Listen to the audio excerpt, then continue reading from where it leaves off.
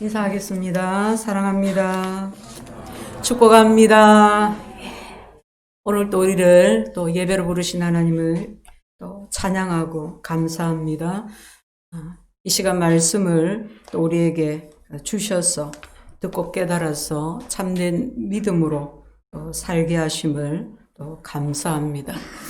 오늘 제목이 참된 믿음은 차별하지 않습니다입니다. 여러분은 혹 누군가에게 차별 대우를 받아본 적이 있습니까? 나의 어떤 외적 조건으로 인해서 누군가에게 차별을 당하셨습니까? 그럴 때 기분이 어떨까요? 상당히 속상하고 또 억울하고 불쾌할 것입니다. 그러면 반대로 지금까지 살아오면서 혹 누군가를 차별하신 적은 없습니까? 오늘 말씀은 차별에 대한 것입니다. 사람을 차별하는 것은 사람에 대한 가치, 즉 인격이나 존엄을 가지고 그 사람을 대하는 것이 아니라 그 사람의 지위나 소유, 출신, 외모 이런 것을 따라 대하는 것을 말합니다. 차별은 과거에도 늘 있었습니다. 그리고 지금도 있습니다. 점점 더 심해지고 있다는 것을 피부로 느끼기도 하고, 예전에는 별로 문제로 삼지 않았던 것을 워낙 세상이 다양해지고 복잡해지고 하다 보니까 좀 더 알게 되고 그런 것도 있는 것 같습니다. 사람들은 그 사람이 어떤 사람인지를 그의 외적인 조건으로 판단하는 경향이 있습니다. 그의 내면이 어떤지는 상관이 없이 외모가 좋으면 성공할 수 있고, 그의 내면에 어떤 더럽고 악한 생각을 갖고 있어도 외적 조건이 좋으면 환영을 받습니다. 반대로 그 사람이 아무리 내면 세계가 좋아도 깨끗해도 그의 외적 조건이 좋지 않으면 사회에서 잘 환영받지를 못합니다. 오늘날 우리가 살고 있는 세상의 모습입니다. 성도 여러분, 우리는 예수 그리스도의 피 흘리심으로 구원받은 성도입니다. 주님은 우리가 가진 외적인 조건으로 차별하지 않으시고, 우리 각 사람을 귀하게 여겨주시고 사랑으로 우리를 대해 주십니다. 이토록 사랑받는 우리, 이같이 구원받은 우리는 다른 사람을 차별하지 말아야 합니다. 참된 믿음은 사람을 차별하지 않습니다. 도처에 차별이 있습니다. 이런 가운데 우리는 어떻게 차별하지 않고 사람을 올바르게 대할 수 있을까요? 본문 1절에 내 형제들아 영광의 주 곧 우리 주 예수 그리스도에 대한 믿음을 너희가 가졌으니 사람을 차별하여 대하지 말라. 아주 간단한 그러나 매우 강력한 하나님의 명령입니다. 왜 사람을 차별하면 안 됩니까? 왜 그렇습니까? 그것은 우리에게 예수 그리스도를 믿는, 예수님이 구주이심을 믿는 믿음이 있기 때문입니다. 우리가 믿는 그리스도를 뭐라고 말하고 있습니까? 영광의 주, 곧 우리 주 예수 그리스도라. 우리 신학자들은 이 표현을 그리스도를 높이는 가장 심오한 신학적인 표현이라고 했습니다. 이 말씀은 우리의 창조주시요 구원자시며 장차 모든 만물을 심판하실 그분을 믿는다면 사람을 차별해서는 안 된다 하는 말입니다. 그리스도에 대한 믿음과 사람을 차별하는 것은 결코 양립될 수 없다는 말입니다.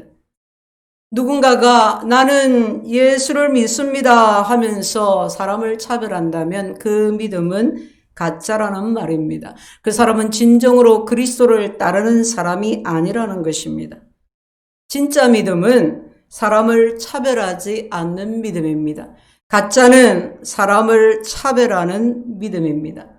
우리를 구원하신 영광의 주 예수 그리스도를 믿는다면 우리는 사람을 차별하지 말아야 합니다. 자, 그렇다면 두 번째로 사람을 차별한다는 것은 구체적으로 어떤 것을 말할까요? 2절 이하에 보면 야고보 사도는 당시 교회 안에서 일어나는 일을 예로 들었습니다. 초대교회 성도들은 유대인의 회당에서 모여서 예배도 드리고 말씀도 배우고 교제도 하고 그렇게 했습니다. 그런데 회당에서 어떤 일이 있었느냐? 여기서 만일, 2절에 만일 그랬지만 당시 교회 안에서 일어나는 일들을 예로 든 것입니다. 자, 한 사람이 회당에 들어옵니다. 그의 옷차림이 예사롭지가 않습니다. 명품으로 휘감았어요. 필시 저 사람은 재력이 있거나 지위가 아주 높은 사람인 것이 틀림이 없습니다. 그 사람을 보고 안내위원이 귀빈석으로 안내해서 앉힙니다. 얼마 후에 아주 초라한 행색을 한 남루한 차림을 한 사람이 회당에 들어옵니다. 그러자 안내위원이 대놓고 그를 무시합니다. 저 뒷자리에 저 구석에 어디 가서 앉든지 알아서 해라고 합니다. 1세기 교회에서 이런 일이 일어났습니다. 그러면 오늘날은 어떤가요? 우리는 대놓고 사람을 무시하지는 않습니다. 그 정도 교양은 있죠. 누가 교회에서 사람을 대놓고 면전에서 무시하겠습니까? 없다고 봅니다. 그렇다면 마음입니다. 문제는 마음에 있습니다. 드러나 보이지 않는 마음에 여러분은 교회에서 사람을 어떻게 대합니까? 사람을 대하는 그 마음이 어떤가를 묻습니다. 어떤 사람이 최고급 승용차를 몰고 교회로 왔습니다. 옷차림을 보니 보통이 아닙니다. 얘기를 해보니 상당한 재력가입니다. 높은 지위에 있는 사람입니다. 그럴 때 여러분은 그 사람을 어떻게 대할 것 같습니까? 혹시나 그의 내면 세계는 어떤지, 그가 예수님에 대한 믿음은 있는지, 헌신은 어떤지 아무것도 모르면서 그의 외적 조건만을 보고 좋아하고, 지금은 우리 교회 그렇지 않지만 예전에는 가끔 집사님들이 그런 얘기를 했어요. 야, 우리 교회 이런 사람이 왔으면 좋겠다. 막 교회로 위해서 막 헌신하고 막 봉사하고 막, 목사님 좋겠습니다. 돈이 많다고 헌신하는 거 아니고요. 사회적 지위가 많다고 믿음이 좋은 거 아니고요. 자꾸 사람을 그걸 보고 알 수 없다고 얘기했던 기억이 납니다. 사람들은 외적인 조건을 보고 와, 좋을 것 같다고 생각합니다. 그를 존중하고 깍듯하게 예의를 갖춥니다. 우리는 어떤가요? 마음을 묻고 있습니다. 또 어떤 사람이 교회에 옵니다. 옷차림이 누추하고 왠지 막 주뼛주뼛거리고, 그죠? 우리는 그가 얼마나 주님을 사랑하는지, 얼마나 그가 간절하게 기도하는지, 얼마나 그의 중심이 올바른지 아무것도 알 수가 없습니다. 그럼에도 우리는 그의 옷차림이 초라한 것 때문에, 그의 외모가 부족해 보이는 것 때문에 은근히 그를 무시하지는 않습니까? 마음속으로 말입니다. 그렇다면 우리는 하나님이 가장 금하시는 일, 사람을 차별하고 있는 것입니다. 사람을 차별한다는 것은 그 원어의 뜻 그대로 보면 사람을 외모로 취한다, 외모로 판단한다, 그런 뜻입니다. 얼굴로 사람을 취하고 외적 조건으로 그 사람의 내면 세계를 평가하는 것입니다. 우리가 이번에 미국 대통령 선거 때도 볼 수 있었지만은 미국 사회에서 어쩌면 가장 심각한 문제가 인종차별 문제인 것 같아요. 미국은 피부색으로 사람을 판단하는 인종차별이 심각한 사회 문제입니다. 법적으로 인종차별 금지하고 있습니다. 그런데 대놓고 흑인 무시합니다. 대놓고 동양인 무시합니다. 우리 가면 무시당해요. 무시하고 있다는 것이 말에 나타나고 행동에 나타나고 삶에 다 나타납니다. 그러면 우리는 어떤가요? 인종차별이 사람을 차별하는 것이라면 우리나라에 있는 지방색은 어떻습니까? 그렇지. 그래, 그럴 것 같더라. 전라도잖아. 경상도잖아. 그죠? 그 사람의 내면을 알아보지도 않고 단지 그가 어디 출신이라는 것 때문에 그것으로 판단하고 그것으로 배쳐간다면 이 또한 사람을 차별하는 것입니다. 진보와 보수, 우파와 좌파.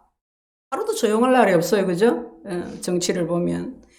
평소에 그냥 교회에서 같이 예배드리고 그럴 때는 몰랐는데 이렇게 막 정치색이 드러나는 때에 알게 되었어요. 야, 아무개가 극우다, 극자다 이래서 하면서 이제 그의 신앙의 깊이가 어떤지, 그가 얼마나 하나님을 사랑하고 얼마나 헌신하는지와는 상관이 없이 그와 거리를 두고 말을 섞지 못할 사람으로 그를 배척하고 한다면 그 역시 사람을 차별하는 것입니다. 지체장애인은 어떻습니까? 장애인을 대놓고 멸시하지는 않지만 그와 말하기를 꺼리고 그와 같이 밥 먹기를 꺼리고 그의 옆자리에 앉기를 꺼린다면 이 또한 사람을 차별하는 것입니다. 이혼한 사람은 어떻습니까? 특정 직업을 가진 사람에 대해서는 어떻습니까? 결혼으로 이주한 이주민들, 외국인 노동자들에 대해서는 어떻습니까? 마음속으로 꺼려하고 손가락질하고 낙인 찍고 사람을 차별하는 것입니다. 결국 이 문제는 저와 여러분의 우리 모두의 문제입니다. 그래서 하나님께서 이 주제를 야고보 사도를 통해서 우리에게 주신 것입니다. 하나님은 말씀하십니다. 마음속으로 사람을 차별하는 것, 그것은 그리스도인이 품어서는 안 되는 것이라 하십니다. 그리스도를 믿는 믿음과 사람을 차별하는 것은 결코 양립되어질 수 없는 것이라고 말씀하십니다. 이어서 야고보는 왜 우리가 사람을 차별하면 안 되는지 5절 이하로부터 두 가지 이유를 제시하고 있습니다. 내 사랑하는 형제들아 들을지어다. 여러분, 사람을 차별하는 것은 하나님이 일하시는 방식이 아니기 때문입니다. 차별은 하나님이 역사하시는 방법이 아닙니다. 이 말씀을 보면 야, 부자가 나쁘다 그런 말이 아닙니다. 여러분, 당신은 로마가 세계를 지배하던 시절입니다. 노예가 많았습니다. 일반 시민들조차도 지금에 말하는 그런 인권, 그런 자유가 거의 없었습니다. 사회 전체적으로 가진 자가 없는 자를 억압하는 그런 구조였습니다. 우리나라도 멀지 않은 가까운 그런 과거에 권력을 가진 자가, 재물을 가진 자가 없는 자를 불법으로, 초법으로 탄압했던 시절이 있었습니다. 지금은 그 과거와 비하면 얼마나 좋아지고 나아졌는지를 모릅니다. 오늘 본문의 말씀은 이런 뜻입니다. 세상을 한번 봐라. 가진 자들이 가난한 자를 억압하고 있는데 너희가 어찌 많이 가졌다는 이유만으로 가진 자를 그렇게 우대하고 있냐? 세상에서 없는 자가 저리도 핍박을 받고 있는데 너희는 어찌하여 가난하다는 이유만으로 교회에서도 없는 자를 그렇게 무시하냐? 너희가 하나님의 일하심을 보라. 하나님의 일하심. 하나님은 어떻게 역사하십니까? 하나님은 억압받는 자를 위로하시고 그들에게 구원의 선물을 주십니다. 하나님은 그가 부자인지 가난한지로 차별하지 아니하시고 그의 외모가 아니라 그의 중심을 보시기 때문에 구원을 사모하는 모든 자에게 은혜를 베풀어 주십니다. 그런데 구원받았다 하는 너희가, 하나님을 아버지라고 부르는 너희가 어찌 하나님이 일하시는 그 방향과 그 방법과는 반대로 사람을 외모로 취하고 있느냐 말씀하시는 겁니다. 성도 여러분, 왜 우리가 사람을 차별하지 말아야 합니까? 그것은 우리 하나님 아버지가 일하시는 방식과 반대에 있기 때문입니다. 또한 사람을 차별하는 것은 하나님의 계명과 일치하지 않기 때문입니다.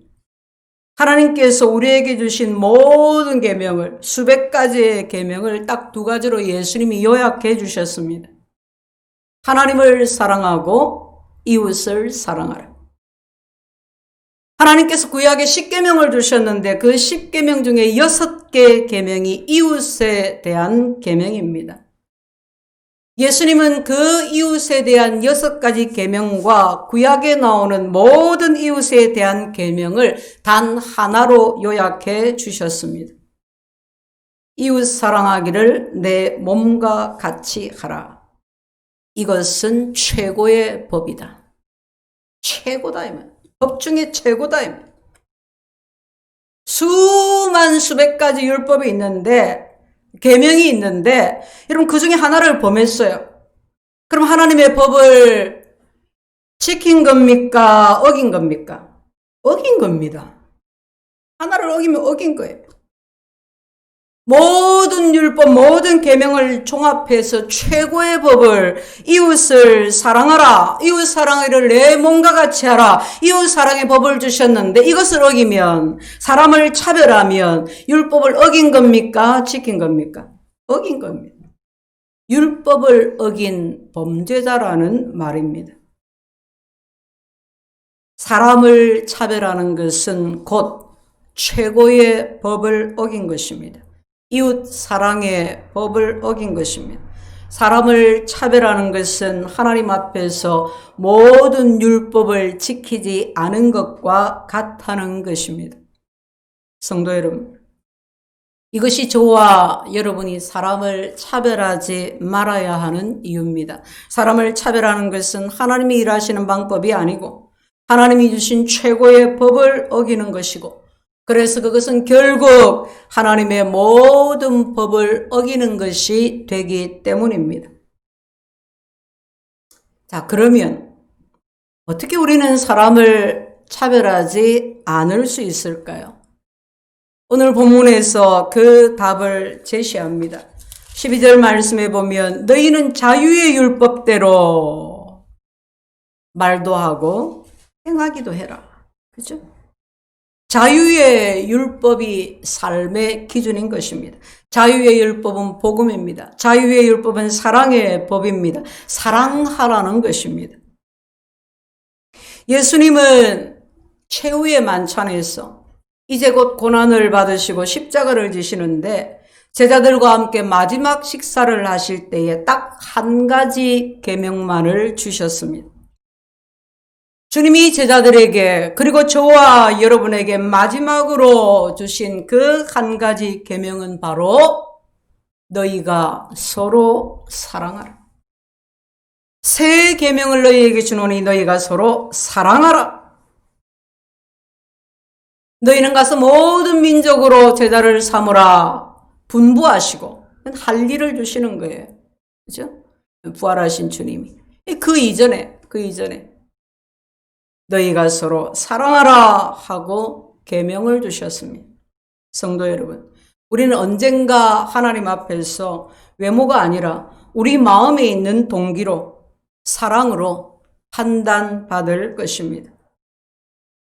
세상은 다 그런데, 사람들은 다 그렇게 살아가고 있는데, 그런데 우리는 어떻게 이 세상과 다르게, 우리는 어떻게 이 세상에, 우리 사회의 이러한 분위기를 거슬러서 사람을 차별하지 않을 수 있겠습니까? 방법이 있습니다. 서로 사랑하라. 사랑하는 것입니다. 하나님의 사랑으로 내 옆에 있는, 내 가까이 있는 사람을 사랑하는 것입니다. 내가 너희를 사랑한 것 같이 너희도 서로 사랑하라. 하나님의 사랑으로, 하나님께 받은 그 사랑으로 서로 사랑하는 것입니다.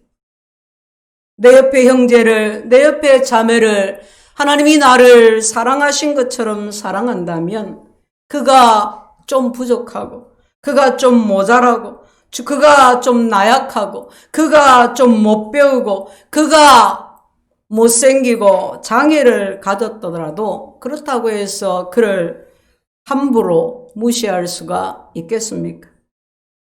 우리 모두 하나님의 사랑으로, 하나님께 받은 그 사랑으로 형제를 사랑할 수 있기를 바랍니다. 성령께서 하나님의 사랑을 우리에게 넘치도록 부어주시기를 기원드립니다. 우리는 하나님의 사랑으로, 사랑함으로 사람을 차별하지 않을 수 있습니다. 어떻게 사람을 차별하지 않을 수 있을까요? 두 번째는 긍휼의 마음입니다. 하나님의 긍휼로 다른 사람을 용납하는 것입니다. 불쌍히 여기는 마음으로 용납하고 용서하는 것입니다. 세상은 자신보다 못난 사람, 자신보다 약한 사람, 자신보다 갖지 못한 사람을 함부로 대합니다. 짓밟습니다. 그러나 세상이 어떠하든지 우리는 그리스도인입니다. 우리는 약한 사람, 못난 사람을 긍휼히 여겨야 합니다. 왜 그렇습니까?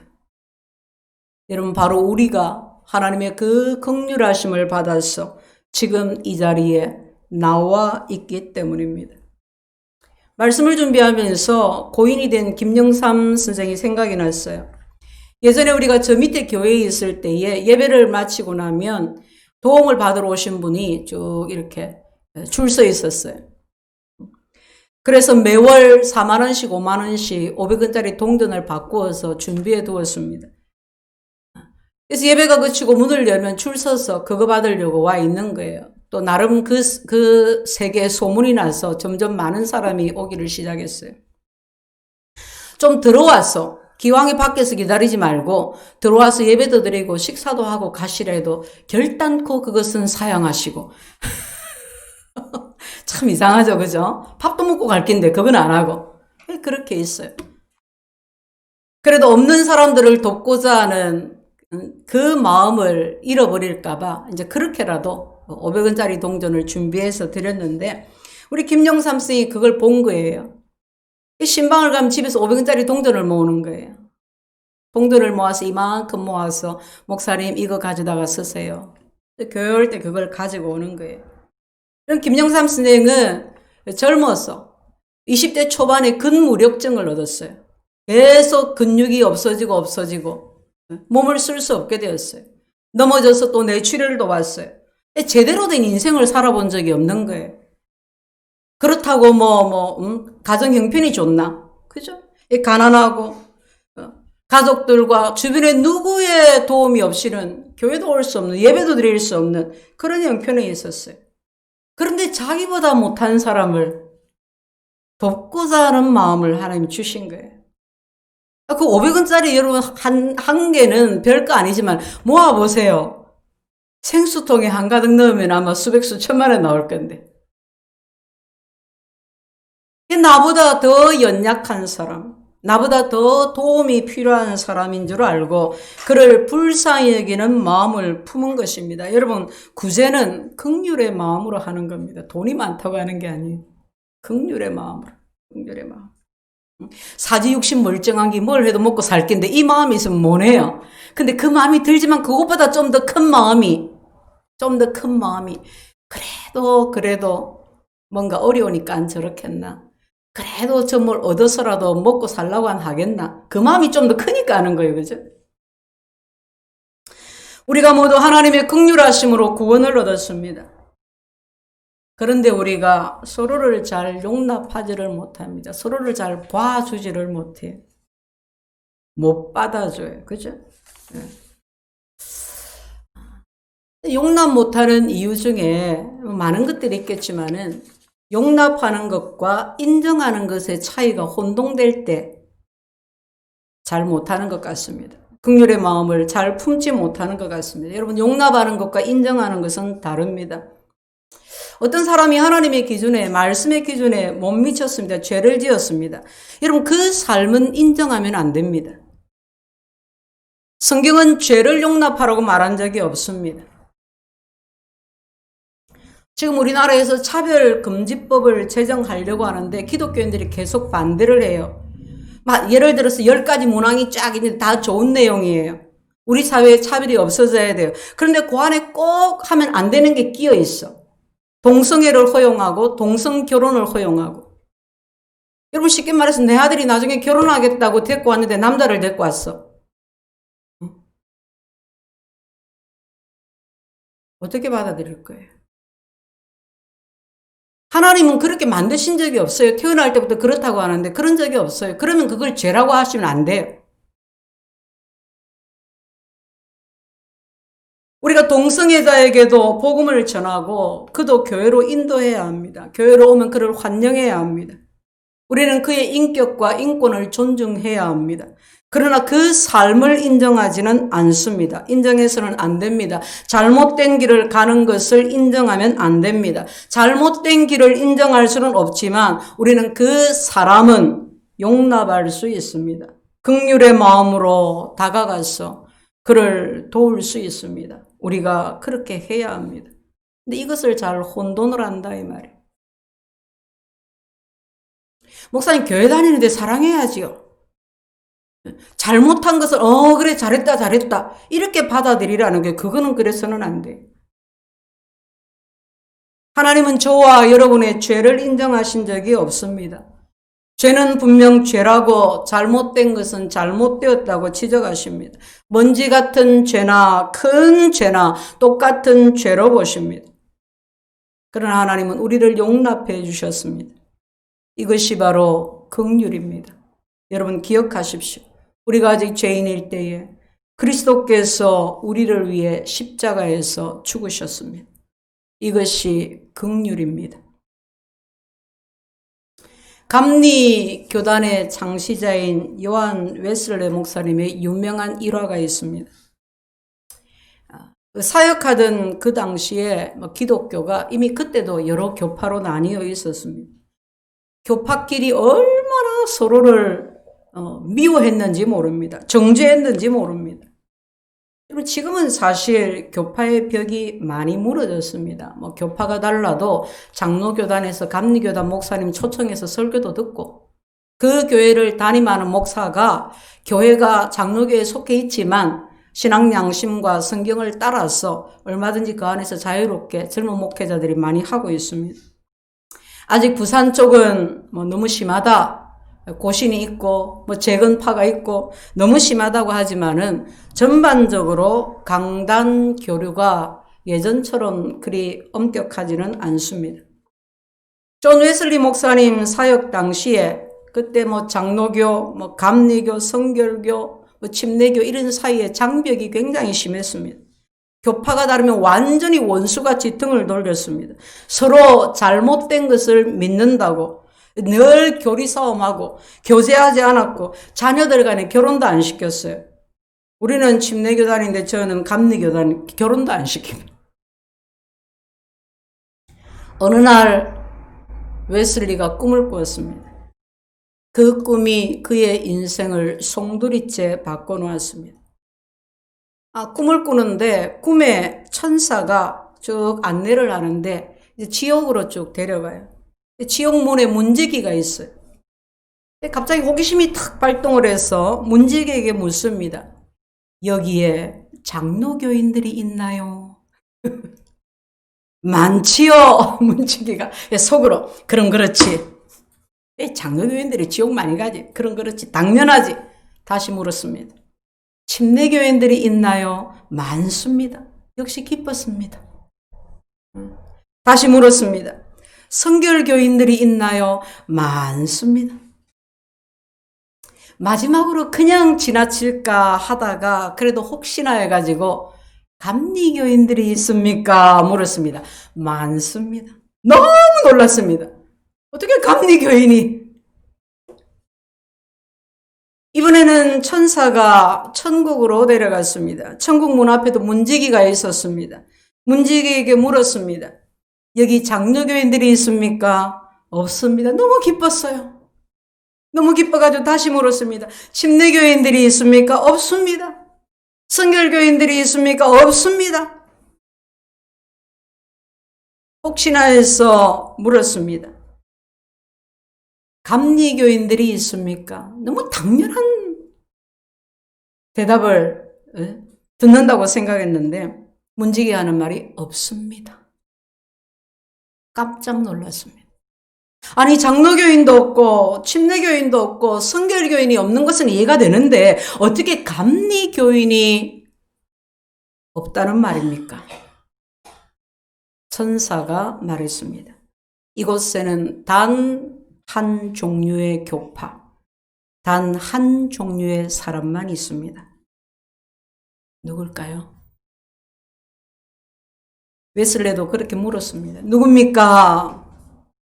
천사가 답합니다. 그리스도인입니다. 성도 여러분, 기억하십시오. 우리 교회도 단 한 종류의 사람만 있습니다. 구원받은 하나님의 자녀들만 있습니다. 가진 자와 못 가진 자, 배운 자와 못 배운 자, 건강한 자와 장애인 이런 구분은 전혀 없습니다. 성령이 역사하시는 교회, 주님이 기뻐하시는 교회는 한 종류의 사람만 있어야 합니다. 진보도 없습니다. 보수도 없습니다. 오직 한 종류의 사람, 그리스도인만 있습니다. 설교를 준비하면서 제 안에도 사람을 꺼리는 사람이 있었음을 봅니다.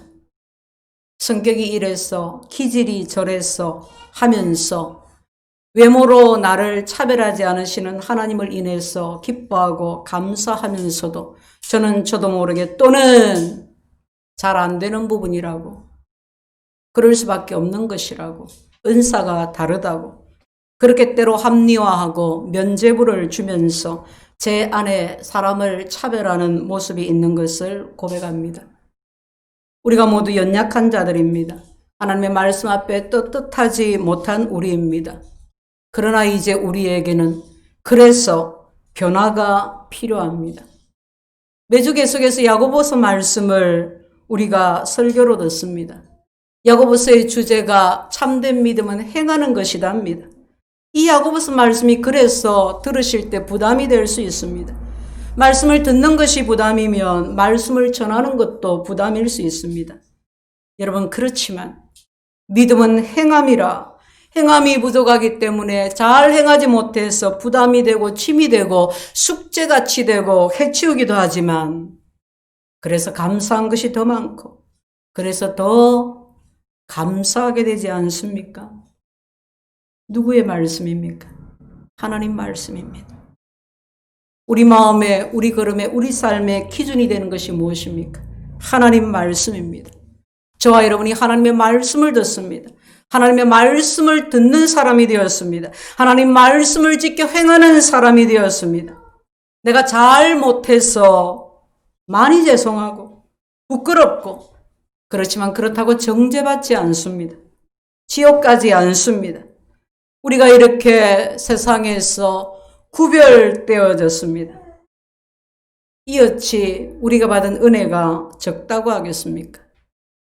이 어찌 우리가 받은 복이 세상에 그 어떤 복과 비교조차 될 수가 있겠습니까? 우리에게 믿음을 주시고 믿음으로 살아가게 하시는 것은 참으로 축복이고 입술에서 떠나지 않을 감사임에 틀림이 없습니다. 찬양하지 않을 수가 없습니다. 사랑하는 성도 여러분, 혹시 자신도 모르게 또는 내가 차별이 뭔지도 모르고 그렇게 사람을 차별해 왔다면 우리 이제는 끝냅시다. 이 시간부로 끝내버립시다. 그리고 모든 사람을 하나님의 사랑과 긍휼로 대할 수 있기를 작정하고 기도하고 실천해 갑시다. 우리가 누굽니까? 그리스도인입니다. 하나님의 자녀입니다.